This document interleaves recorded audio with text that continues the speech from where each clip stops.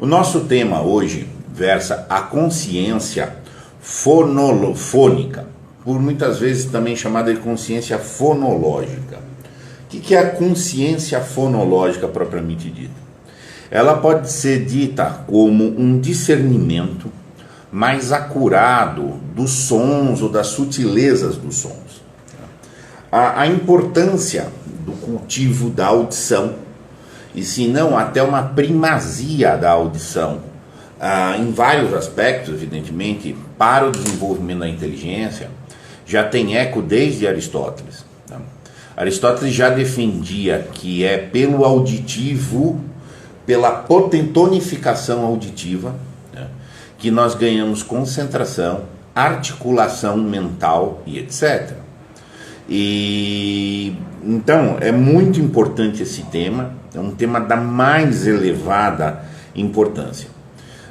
Uma coisa curiosa que eu fui investigar, até o surdo desenvolve audição. Sim. Ele tem o som, muitas vezes nós vinculamos o som a um objeto, como caneta. Isso é errado. O som é vinculado ao conceito. Tá? Então, quando nós vinculamos um som, uma palavra articulada, não, o som é muito amplo, mas assim, a fala articulada, um nome, nós não damos a uma coisa, nós damos a um conceito. O surdo, ele não ouve o som nesse sentido externo, mas ele tem uma forma que alguns autores chamam de mentalez, que é a voz dele, porque ele consegue articular e discernir esses conceitos. Como ele não tem um problema do nome sonoro, ele acaba fazendo uma articulação intramental. Tá? Mas de qualquer forma, isso é um tema muito, muito relevante. Eu não vou abordar aqui problemas de transtorno de processamento auditivo, tá? Cujo extremo seria, evidentemente, aí uma surdez. Tá? Mas eu estou mexendo na tonificação das faculdades normais. Tá? E a captura dos sons e sua articulação dá a concentração, como eu falei, e nos dá também a condição reflexiva. Tá? Se há uma forma grossa no som, tudo um pouco fica prejudicado. Os próprios poliglotas, vários que eu consultei, informam que o melhor jeito para você aprender uma língua estrangeira é, primeira coisa, se familiarize aos sons dela. Depois que você se familiarizar com os sons dela, como são os fonemas, as articulações, etc., só depois você vai pensar dentro da estrutura. Por quê? Porque o elemento está feito. Tem que fazer o elemento para depois, tem que lapidar os elementos para depois estruturar.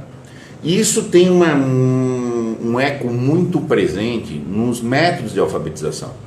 Rigorosamente existem duas grandes famílias de métodos de alfabetização. Uma que é exatamente pelos métodos fônicos, que também são chamados de métodos sintéticos.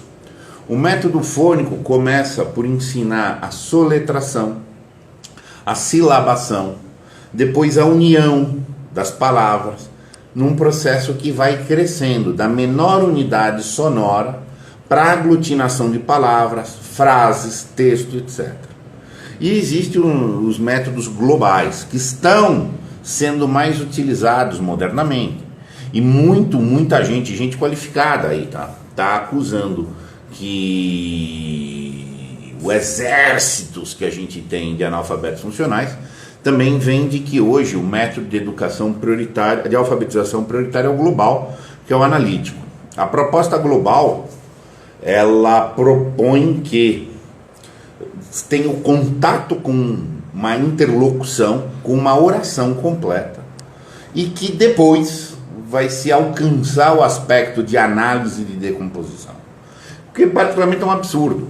E é um absurdo, não obstante seja majoritário, é um absurdo. E os frutos estão aí, gente. Os frutos estão absolutamente aí. As pessoas não sabem ouvir.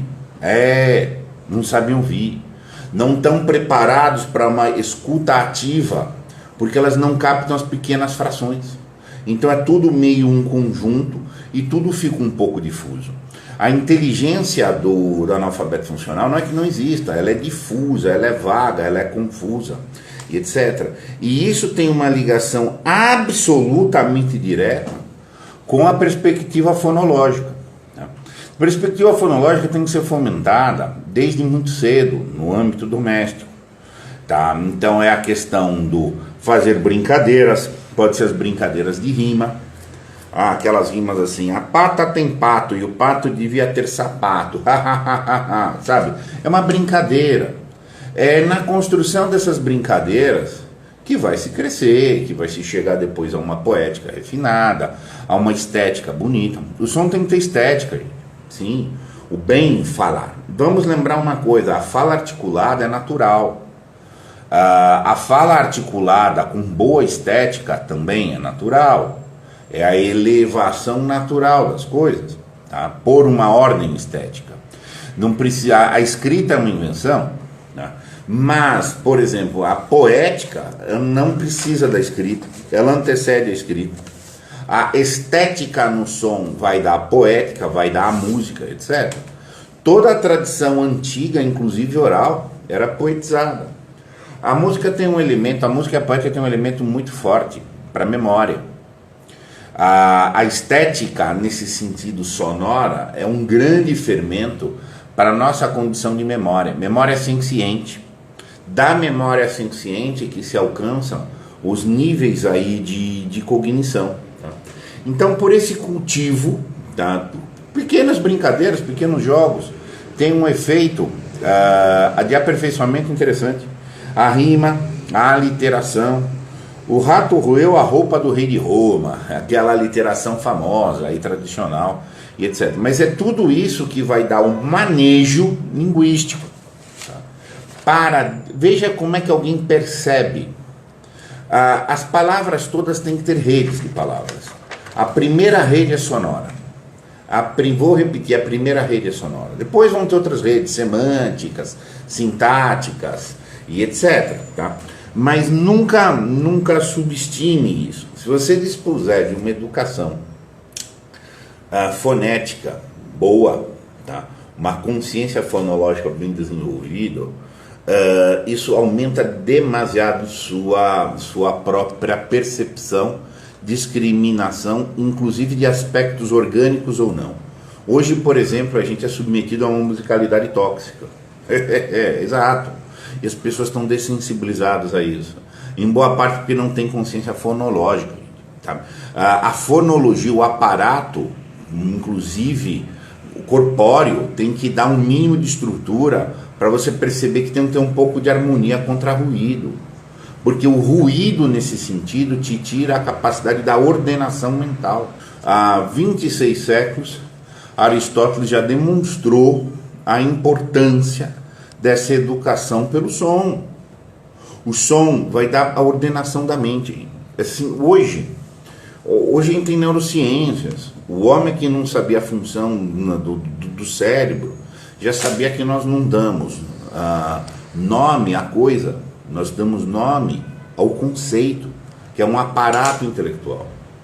Essa acuidade sonora é a acuidade discriminativa dos nossos conceitos, dos nossos raciocínios, que por sua vez vão ter uma referência com a realidade.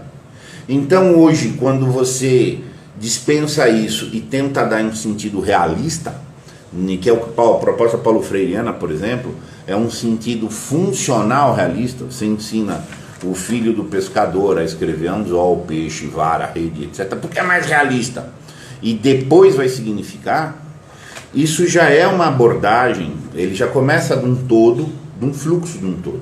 Isso já é uma abordagem globalista e você vê que cria analfabetos funcionais aí, quilos e quilos. Tá? Então assim, aí você percebe a decadência na auditiva com a música.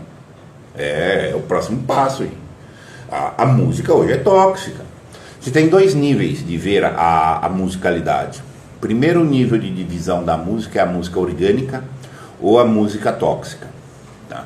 A música orgânica te instiga a repetição de um ritmo que existe na realidade. Então, tipos de dança suave ou tipos mesmo agressivos, mas que você tem um movimento real. Funk, não, ele te induz a um ritmo que não existe naturalmente. Você não rebola a bunda daquele jeito. O Michael Jackson, você não faz movimentos dessa forma neurotizantes.